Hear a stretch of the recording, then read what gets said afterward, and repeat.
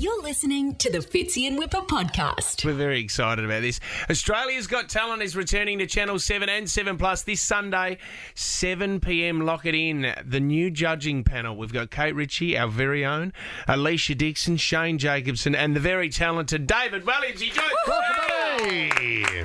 Yes, I'm glad you made me sound like the only talented one. I like. Well, I mean, you are to a point because we've seen your work overseas and now we get to fall in love with it locally because you demanded, I think you told us off air, you didn't even want to be paid for this gig. You just wanted to see the Australian talent. Well, I wasn't sure about that, but I did want to see the Australian talent. And I was pleasantly surprised, actually, because I think me and Alicia have been doing the British show for 10 years. So we assumed that there was nothing left in the world to surprise us. We thought, well, we've seen it all, haven't we? But we realised we hadn't. We realised there was so much we'd never seen. And the show has got incredible talent from Australia, incredible talent from around the world, and brilliantly also lots of untalented people. They make the show. There's no show without the talent left. Exactly. There's a lot of emotion, though. We've seen a few promos, David, and there's Kate Ritchie's crying her eyes out. Now, I don't know if that's because she's sitting next to you, or do you get emotional with some of the acts? No, I don't tend to get quite as emotional, but I got emotional on one or two, Kate cries a lot. She just tells everyone they're brilliant.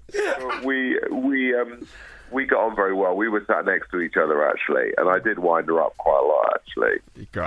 Like I'd tell her, go on, buzz this person off, go on, Kate, like that. And then when she did, and the audience booed, I'd go, Kate, that's awful. Why did you do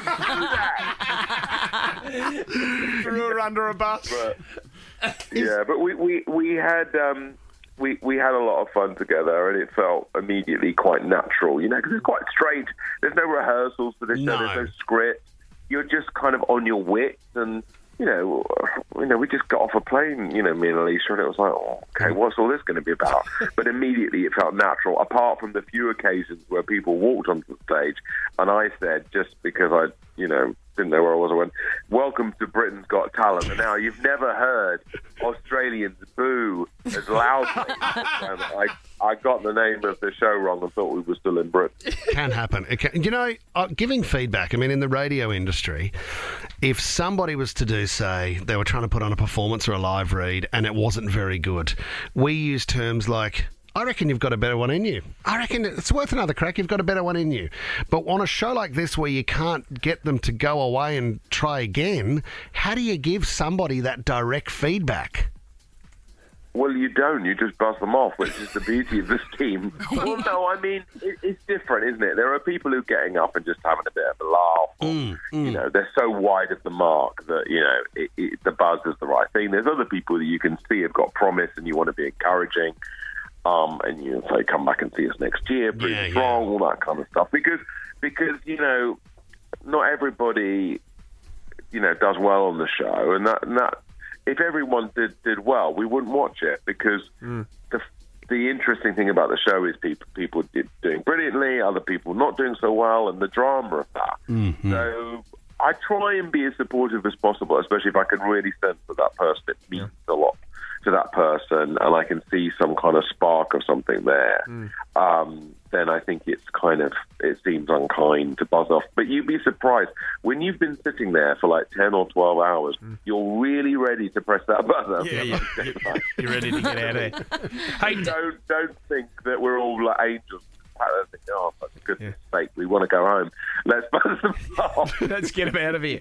Hey, we recently lost Queen Elizabeth II, and it's been huge over in the UK, and you guys have been mourning over there. You were quite close with the royal family. There's a great photo, David, of you in the royal box at Wimbledon with your mum. And she was quite excited to chat to Prince William and Kate Middleton. Can you tell us what conversations like that, what happens in conversations like that? Well, they said they were huge fans of me. They have a selfie. No, you know what? They're people. They're very nice people. They're very, they're posh people, but they're people.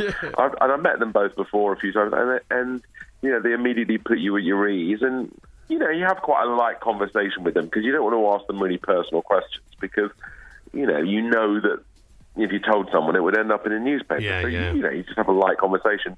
But at the time when we met them, the Queen was still alive, and William was talking about, comfortable shoes for Granny and stuff like that. And my mum was giving some advice, and awesome. The nice ones in Marks and Spencer's. So it was all very light and natural. So and they were very sweet. Your mum was telling William that the Queen should really go for a soft hush puppy or a comfy sort of slip up. Marks and Spencer's, yeah.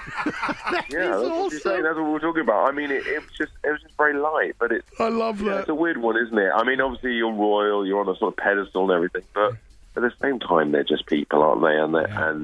And they're meeting people all the time who are like, obviously kind of overwhelmed because they're meeting this very famous, important person. But they're good at putting people at their ease, and it just felt natural to chat to them. But I must say, it was quite amazing because we were sat in the Royal Box anyway at Wimbledon.